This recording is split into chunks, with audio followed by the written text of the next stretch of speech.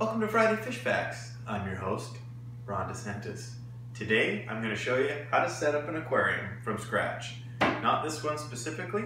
We're going to go with a even larger one this time. So I'm going with pool filter sand for my substrate for two reasons. One, I wanted like an earthy tone, which I get from this. And number two, cost. This stuff is way cheaper than getting it from like PetSmart. Just for an example, my PetSmart was $1.12 a pound. This stuff is 65 cents a pound, and we're starting off with 250 pounds. So it's quite a savings. So we're getting quite a bit of glare here. That's because I have to have the window open because I got the hose going through just like this. You can see the unfinished floor and into the tank like that.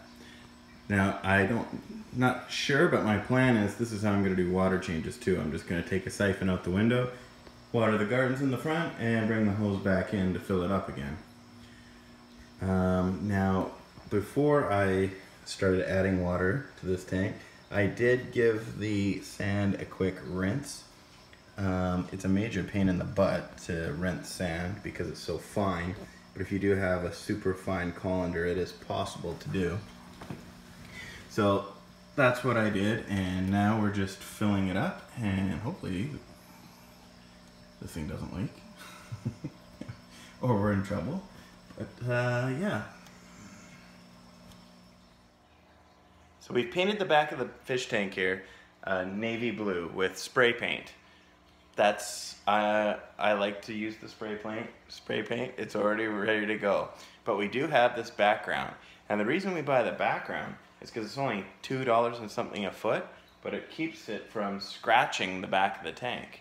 And so, I'm gonna help. Yeah, Amelia's gonna help me with it, and Ben. And Ben.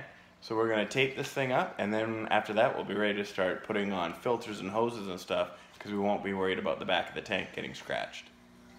Okay, so we're using the Fluval FX6, which is up to 400 gallons of water, and it does 925 gallons per hour, so that's about 4 full water changes per hour. Now you can see it's got 3 trays here. Now we put the ceramic rings in trays 2 and 3, and in the top one we just have the foam. Now you can put the carbon in the bottom if you want, but I don't use carbon in my filters only because I have plants that act as carbon, and the carbon will take out the fertilizer that we like to use on the plants. We're also going to put that sponge filter in the 90 gallon in the corner, and it's going to be the forever home in the 220. It's also going to speed up the cycling process that we do. So we've got our FX6 pumped and going. Now sorry, it is a little dark here, and Jet's taking a look at it right now.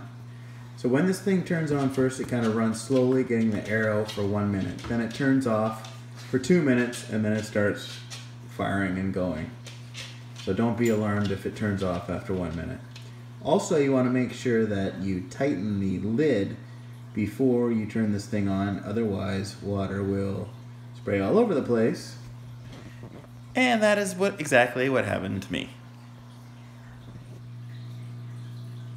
Okay, now we're going to start the nitrogen cycle. So what I'm going to do to speed it up the process is I'm going to take some items out of this tank, which is a well-established tank.